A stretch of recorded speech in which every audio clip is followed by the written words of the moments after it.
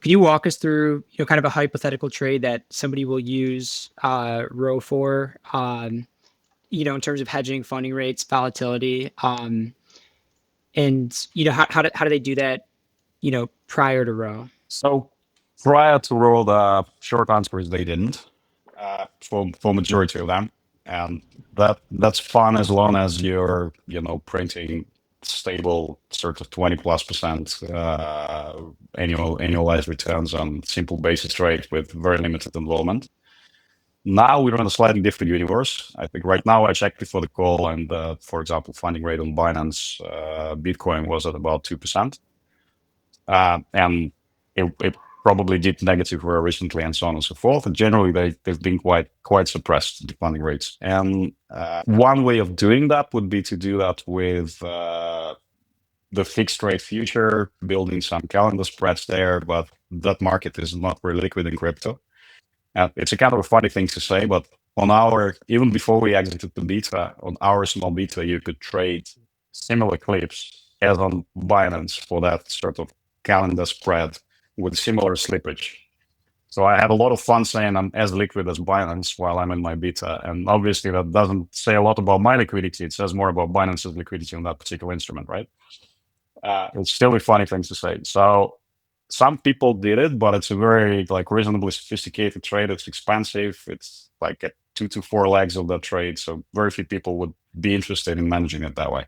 And the capacity is very limited. So now you can do that. And the hypothetical trade for somebody, again, if you take a basis trader, and that could be somebody who is like a hedge fund doing a basis trade, or some of those, for example, tokenized basis plays as Ethena and the likes. So essentially, back in the day, to trade basis, you would, for example, you want to do basis on Bitcoin. So you go long Bitcoin, then you short-perp on Bitcoin. So you hedged against the underlying Bitcoin price volatility, and you collect funding. Funding is normally positive, as we discussed before, typically 10.95%. So you're actually getting paid 10.95 without doing much. And then basically when it dips under a certain level, you exit the trade and then get back in if that makes you comfortable, and so on and so forth, right? And that lasted for a while. Now that the returns on that are suppressed, so you could potentially now, for example, that getting in and out of the position could completely kill your returns, because we're talking about short-term trades. Normally we're talking like a month or something. Now you could add a third leg. You could go on raw, and you could also short that. Typically, the rule of thumb is if you want to hedge your rate, you go the same on the perp. You go the same direction as you traded the perp. So for a basis trade, if we shorted the perp, you go on raw, you short future on raw. So you end up, instead of receiving the floating rate, you start receiving the fixed rate that raw is paying you in exchange for the floating rate that you're getting from Binance. That will be the calculation of your P&L on raw. So essentially, you fix your basis for a chosen horizon. So again, for example, today you could do it for June, for July, or possibly longer.